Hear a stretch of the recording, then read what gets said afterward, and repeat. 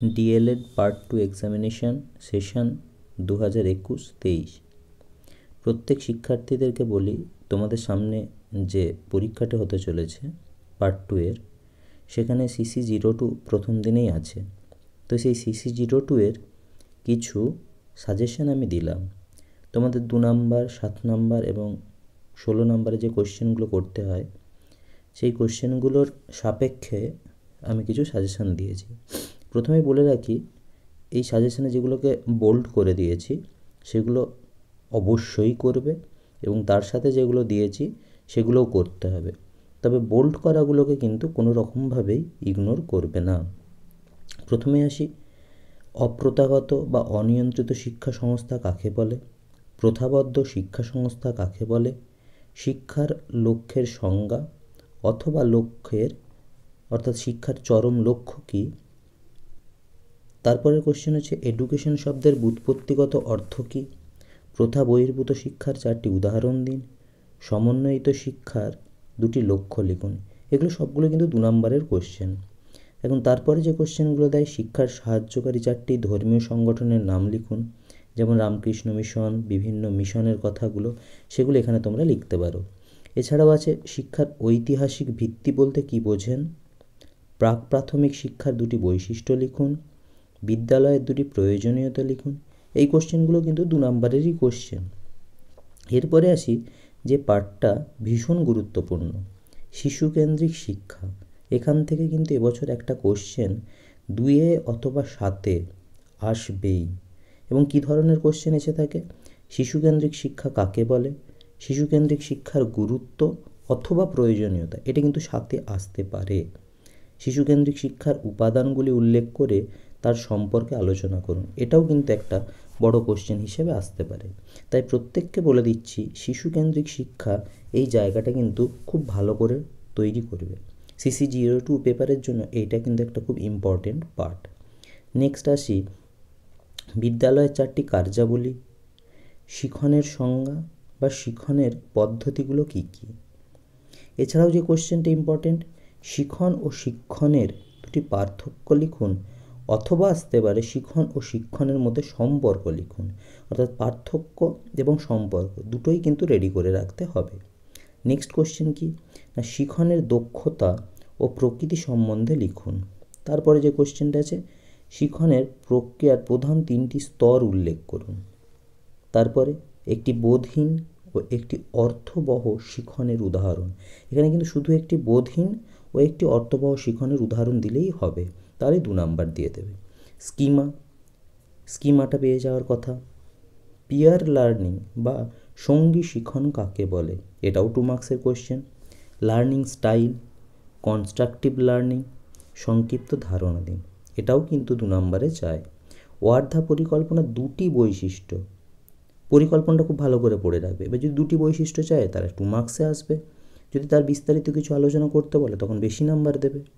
Next question, রুশোকে প্রকৃতিবাদী বলা হয় কেন, এটাও কিন্তু 2 মার্কসের কোশ্চেন, এটাও বড় কোশ্চেন না। কিন্তু তারপরে যেটা আছে, রুশোর শিক্ষা চিন্তার বৈশিষ্ট্যগুলি উল্লেখ করুন, অথবা যেটা দিতে পারে, আধুনিক শিক্ষায় শিক্ষণ পদ্ধতির উপর রুশোর প্রকৃতিবাদের 2টি প্রভাব উল্লেখ করুন, এটাও কোশ্চেনটা আসতে পারে।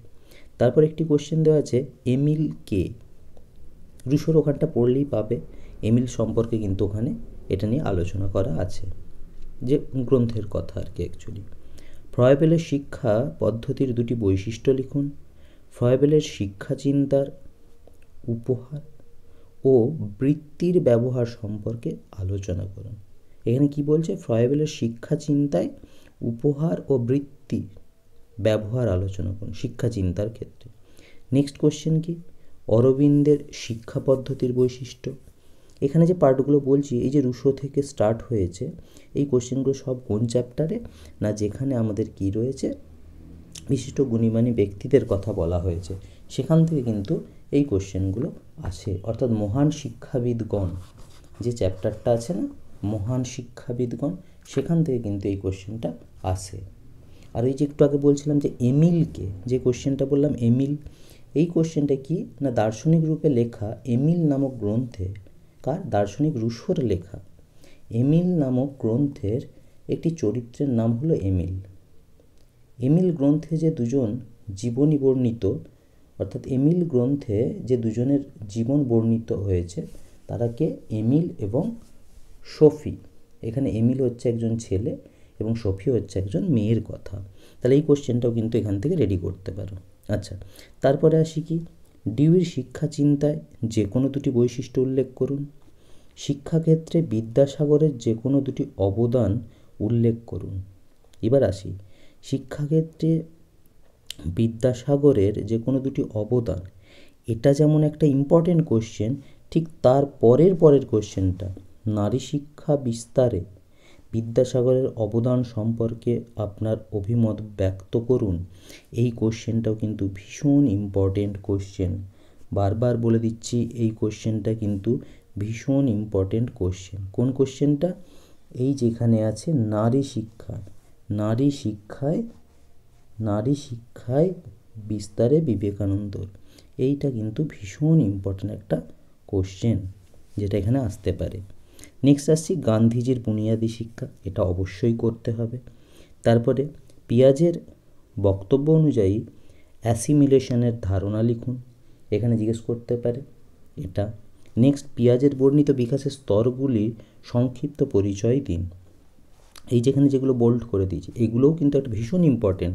অবশ্যই হ্যাঁ, নারী শিক্ষা বিস্তারে বিদ্যাসাগরের অবদান, এটা বোল্ড করিনি, একটু মিস্টেক হয়ে গেছে, কিন্তু অবশ্যই এটাও করবে। নারী শিক্ষা বিস্তারে বিদ্যাসাগরের অবদান সম্পর্কে আপনার অভিমত ব্যক্ত করুন, এই কোশ্চেনটা অবশ্যই করবে। ঠিক। নেক্সট, বিবেকানন্দ শিক্ষার সংজ্ঞা, বিবেকানন্দ শিক্ষার কী সংজ্ঞা দিয়েছিলেন, ঠিক সেটা কিন্তু এখানে করতে হবে। কোনটা? Education is the manifestation of perfection already in man, এই যে কথাটা বিবেকানন্দ বলেছিলেন সেই কথাটাও কিন্তু মাথায় রাখতে হবে। নেক্সট, গণশিক্ষা বিবেকানন্দের অবদান আলোচনা করুন। শিক্ষা সম্পর্কে স্বামী বিবেকানন্দের প্রদত্ত ধারণাটি উল্লেখ করুন।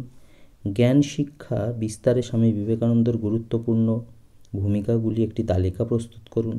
এই যে পোর্শনটা, এটাও কিন্তু খুব ইম্পর্টেন্ট। এখান থেকে অবশ্যই একটা 7 বা একটা 16 আসার সম্ভাবনা কিন্তু আছে। তাই তোমাদের যেহেতু একটা 16 করতে হবে এবং দুটি 7 করতে হবে, তাই এই পোর্শনটা কিন্তু কেউ ছেড়ো না। অর্থাৎ এই যে মহান শিক্ষাবিদগণ, এখান থেকে কিন্তু খুব সম্ভাবনা আছে একটা 7 এবং একটা 16 আসার। নেক্সট কোশ্চেন, প্রাথমিক শিক্ষায় মারিয়া মন্তেশ্বরীর অবদান লিখুন। শিশু শিক্ষায় মন্তেশ্বরী পদ্ধতি আলোচনা করুন, এই কোশ্চেনগুলো করতে হবে। শিক্ষায় রাজনীতিকরণ বলতে কী বোঝেন?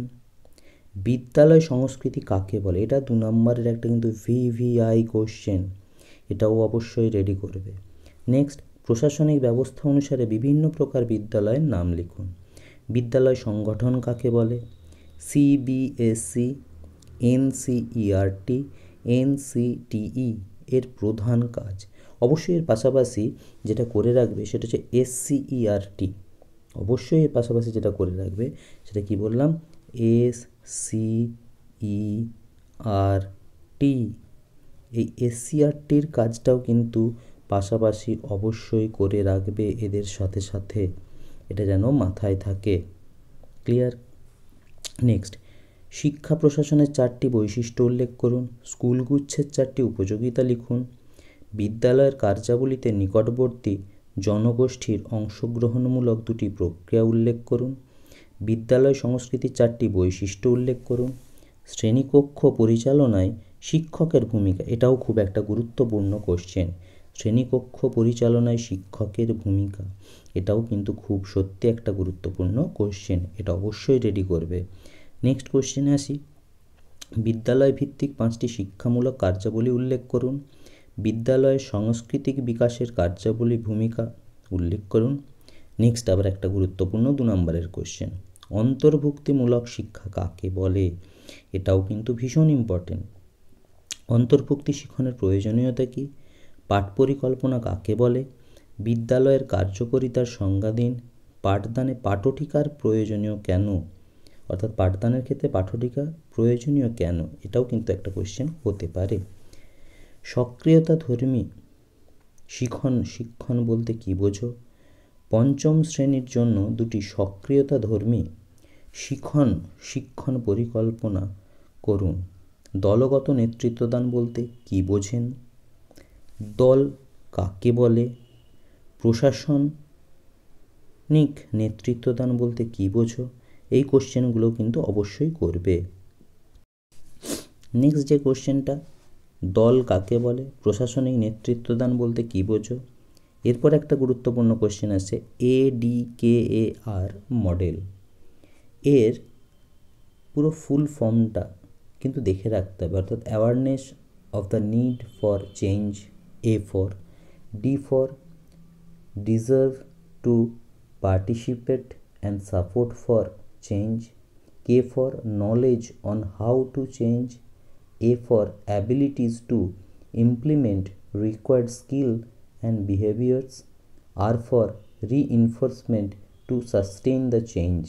এই যে কথাগুলো, সেটা কি শর্টে কি বলা হয়? ADKAR model. এটাও কিন্তু একটু দেখে রাখবে। নেতৃত্ব প্রদান বলতে কী বোঝেন? দলগত নেতৃত্বদান বলতে কী বোঝেন? শিক্ষাতাত্ত্বিক বিশ্লেষণে নেতৃত্ব দেন বলতে কী বোঝেন? দলগত তাত্ত্বিক বিশ্লেষণে নেতৃত্ব দান হবে অ্যাকচুয়ালি, বলতে কী বোঝেন? পরিবর্তিত পরিচালনা কাকে বলে? দলগত নেতৃত্বদান ও সাধারণ নেতৃত্বদানের মধ্যে পার্থক্য লিখুন। নেক্সট, শিশুকন্যাদের জন্য বিভিন্ন সুযোগ সুবিধা ও পরিকল্পনা সংক্ষেপে বিবৃত করুন। এটা শিশুকন্যা আসতে পারে, কখনো এখানে বিভিন্ন কাস্ট বেসিসে আসতে পারে, যেমন লিঙ্গ বেসিসে, এটাও ওখানে কাস্ট বেসিসেও কোয়েশ্চেন আসতে পারে। নেক্সট, সর্বশিক্ষা অভিযানের ফলে বিদ্যালয়ের শিক্ষার কি কি পরিবর্তন ঘটেছে? এটা কিন্তু SSA, এই জায়গাটা কিন্তু খুব ভালো করে একটু দেখবে। শিক্ষায় সমতা বলতে কী বোঝায়? শিক্ষার উপাদানগুলি উল্লেখ করে তার সম্পর্কে আলোচনা করুন।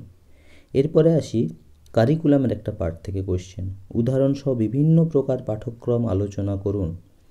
অর্থাৎ বিভিন্ন যে ডিফারেন্ট টাইপসের কারিকুলামগুলো আছে তাদের মধ্যে বা তাদেরকে নিয়ে সংক্ষেপে কিন্তু ডিসকাস করতে বলা হচ্ছে। নেক্সট, কর্মকেন্দ্রিক পাঠ্যক্রমের একটি উপযোগিতা ও অসুবিধা লিখুন। পাঠ্যক্রম রচনার দুটি নীতি লিখুন এবং পাঠ্যক্রম ও পাঠ্যসূচির মধ্যে পার্থক্য লিখুন। এই জায়গাটা কিন্তু খুব ভালো করে প্রত্যেককে বলছি রেডি করতে হবে, কারো কোনো এখানে সমস্যা থাকার কথা নয়।